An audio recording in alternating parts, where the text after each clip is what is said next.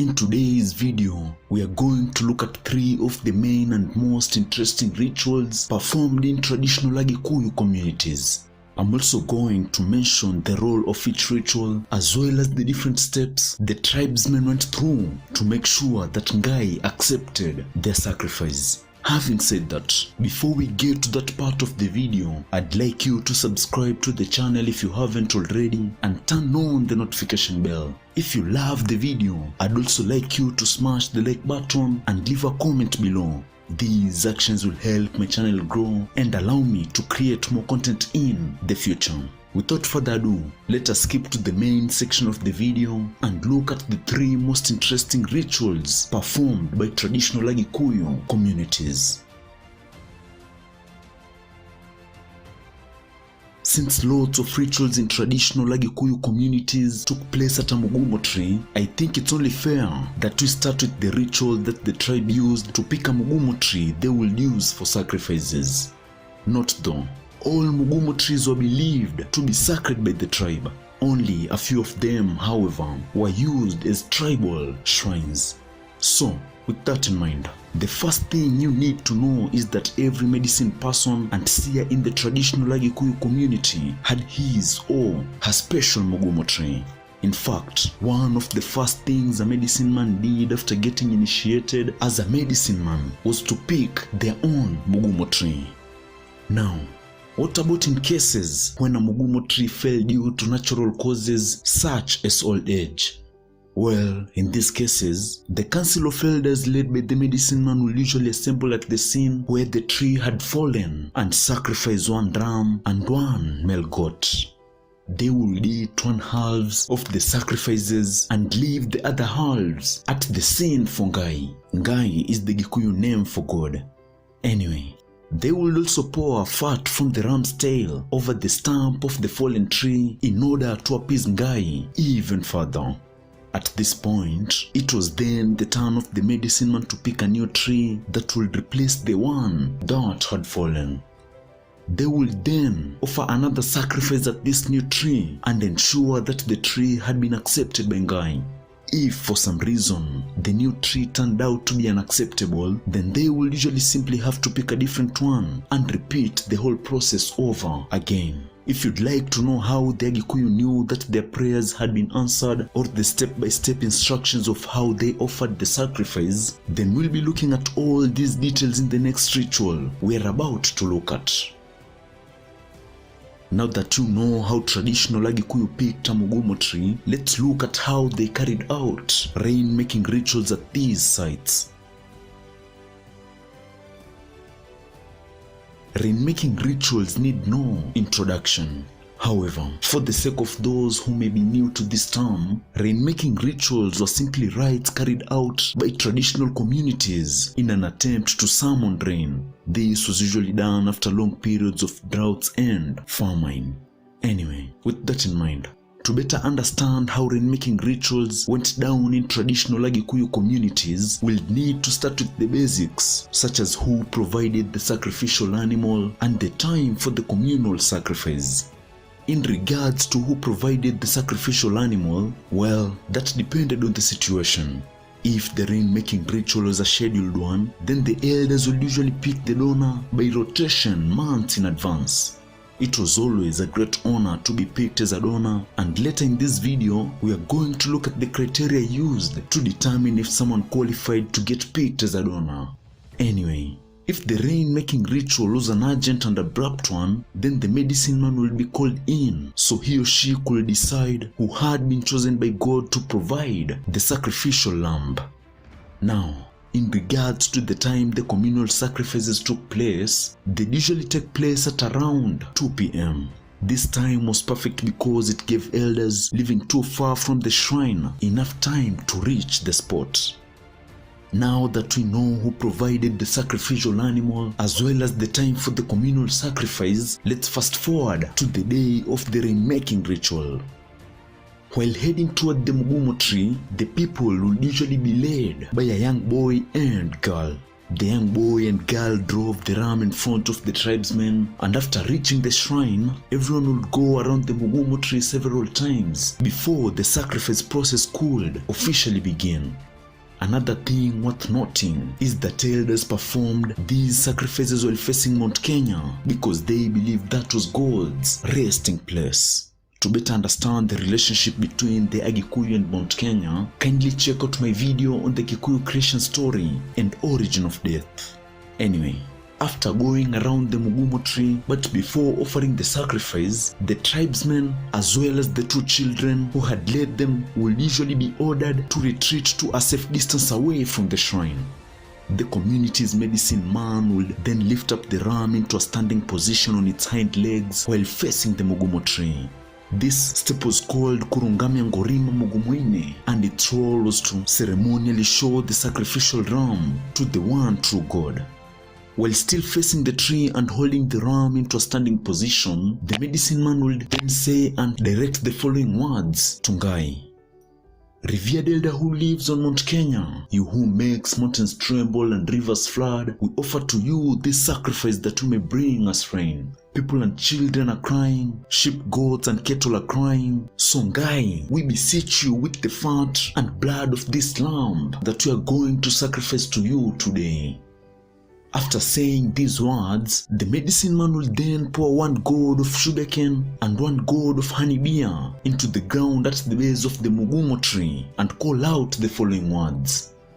We pray to you, God, we sacrifice a goat, we offer all things to you.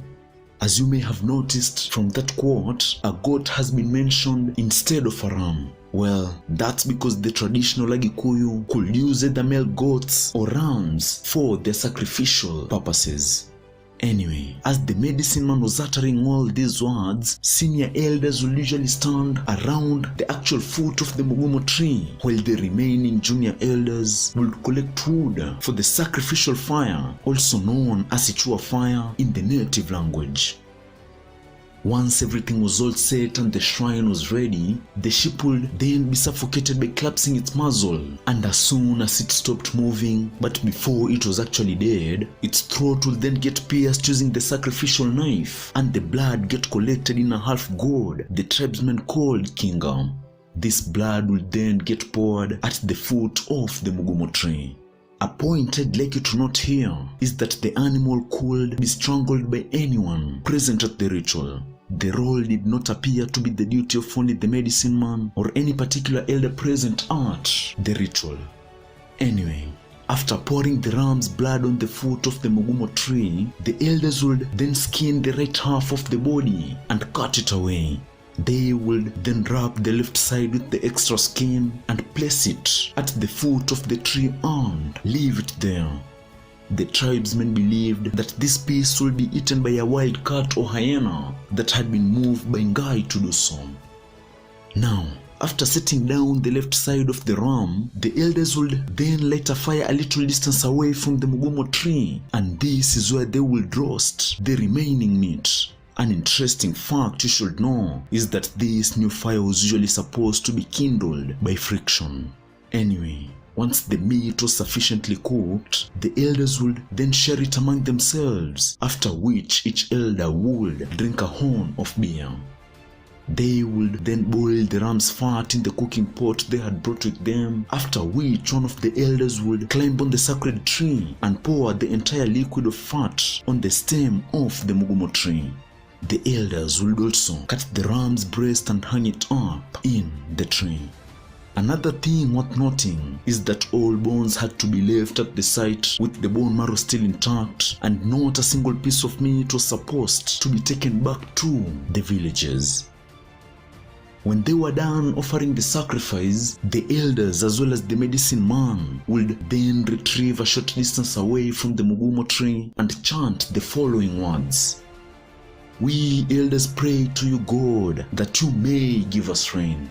After the short prayer, every elder present was then expected to turn away from the tree, start his journey back to his village, and not look back even once to look at the tree. Now, let's look at how the Agikuyu knew that their prayers had been answered.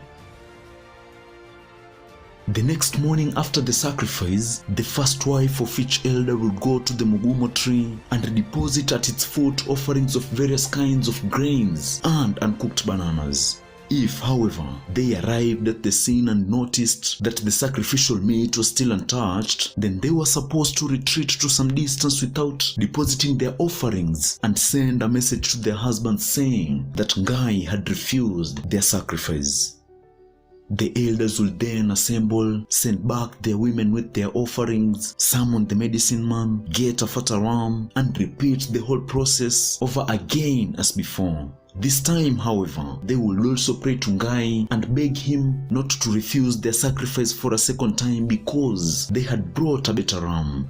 They will usually utter the following words: "We beg you, God, not to refuse."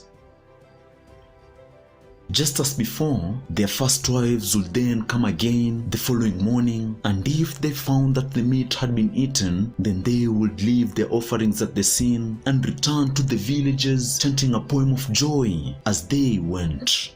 These chants are known as ngemi by traditional 𝗣𝗟𝗘𝗥𝗧 communities. There were primarily two different types of sacrifices offered in traditional 𝗣𝗟𝗘𝗥𝗧 communities. The ones we have looked at so far were the first kind, and they were only carried out at mugumo trees and were intended as an act of communion with 𝗣𝗟𝗘𝗥𝗧, the one true God. The second type of sacrifices offered in traditional 𝗣𝗟𝗘𝗥𝗧 communities was those offered within the villages, and these were intended to appease the spirits of the ancestors who were believed to live underground. If you've watched my previous video on supernatural beliefs in traditional 𝗣𝗟𝗘𝗥𝗧 communities, then you remember that one of the things I mentioned is that the 𝗣𝗟𝗘𝗥𝗧 believed that 𝗣𝗟𝗘 was not supposed to be disturbed aimlessly. If an issue the community was facing could be easily solved by the spirit ancestors, then that's who they were supposed to offer their sacrifices to.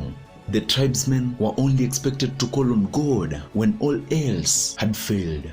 With that in mind, things the traditional 𝗣𝗟𝗘𝗥𝗧 turned to spirit ancestors for include the following: protection from bad luck and diseases, protection from any enemies of the 𝗣𝗟𝗘𝗥𝗧, good harvests, and protection from wild animals.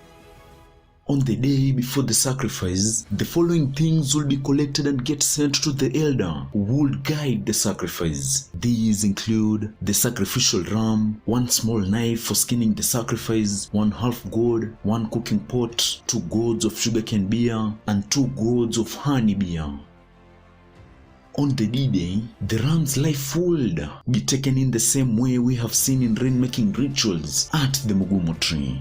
But since in these cases they were nowhere close to the mugumo trees, they will usually improvise by laying the lifeless body of the ram on a bed made of branches from several sacred trees. These sacred trees include mugumo, mutare, muthakwa, mutumaiyo, and mukoyo.